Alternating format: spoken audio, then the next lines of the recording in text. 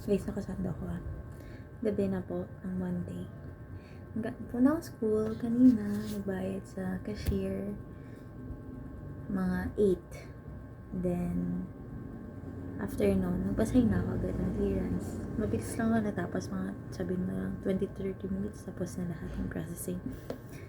Then also, kuha na rin ako ng aking summary of grades.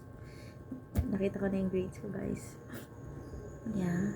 And it's a blessing pa rin kasi syempre nakatapos ako ng pag-aaral and all that. Like, tapos na lahat. Na-earn ko na lahat ng units ko. And waiting na lang for grad. Ilang days na lang graduation. So na, and ang ginawa ko lang whole day, after ko galing sa school, gusto ko sana mag-ikot-ikot kasi super init today here sa Tuge. So, ang ginawa ko, bumalik ako dito sa apartment.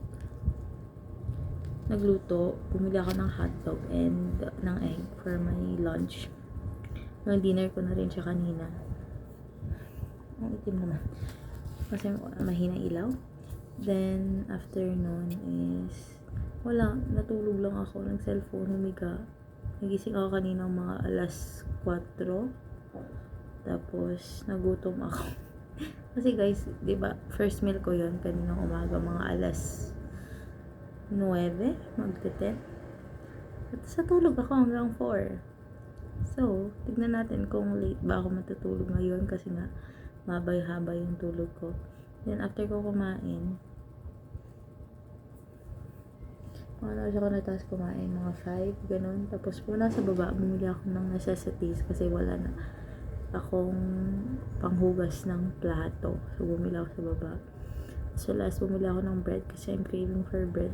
Kakain ko lang ng kanin. Crave na siya ng bread. And, yun. Kinain ko yun. Then, by 6, tapos na akong kumain, like, ng bread. Then, naghugas na ako ng pinagkainan, pinaglutuan and all. Tapos, I take a shower. So, naka-shower na ako. Bago nag-shower ngayon kasi ang init super. Like, I should have naligo na lang sana ako late kanina kasi baka nga sana maaga ako matulog. And right now, I'm writing the Bible again. Hi! Isang chapter tayo ulit tonight. Sana matapos natin ang isang chapter ngayong gabi. And yeah, I don't know if like ipapakita ko ba sa inyo ang whole process nito. Kasi if ito lang, short clip lang siya. Kasi wala naman kaming ganaps. Like, cannot be borrow one. Gusto kong maging productive ang araw ko pero nakakatamad. So, sa mga ang na-take off lang natin sa ating planner. Planner. So, pay bill sa campus, mag-process ng terminal clearance, and kumuha ng SOG. Yung mga nasa blue lang guys, ang na-take off natin. Yung devotion, gagawin ko pa lang siya ngayon. Yung wash clothes, saka go for a walk for an hour.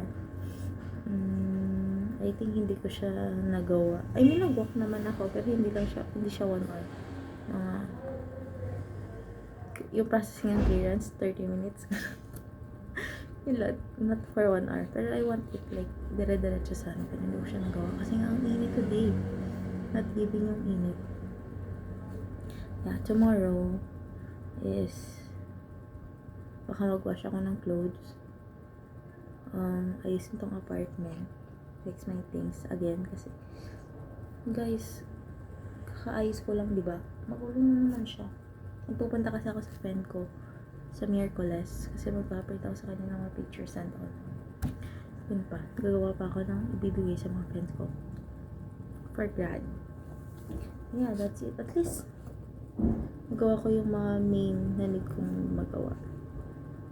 Tomorrow, I wanna go out kasi magastos lumabas guys. I don't know. Yan ang na-take off natin sa planner. So, ngayon, na tayo? Bible verse. Mag-devotion. Magsulat tayo ng Bible. And 1 chapter tayo ulit today.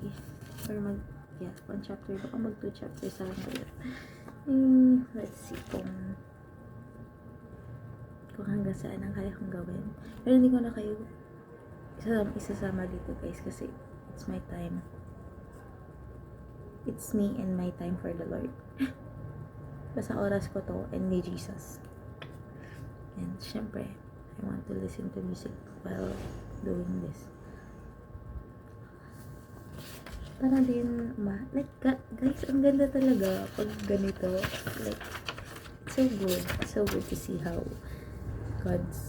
God works in ways. And ngayon, like, mas maintindihan ko na siya kasi sinusulat ko din siya while, like, explaining it and letting God run through me, letting the word of God run through sa buhay. And another thing is, I miss writing. Like, real na write. Pagsulat ko to.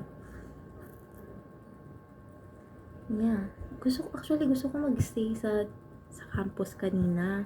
Kaso ang init, ano yun? Mag-stay ako sa bare na classroom doon. Pero may mga nagsasummer na mga addicts. So, yeah. And that's it for tonight. Because I'm gonna do my devotion and do my thing. And that's the end of today. Wala, para sa summary lang to ng ginawa ko ngayong araw. Kasi guys, nakakaya mag-take ng vids kanina. Kasi, ano yun, open ko pa yung cellphone ko and yung phone kasi nandun yung mga need for mga survey and all. So, yun lang naman. Wala, ang pangit naman ito. May something. Bye.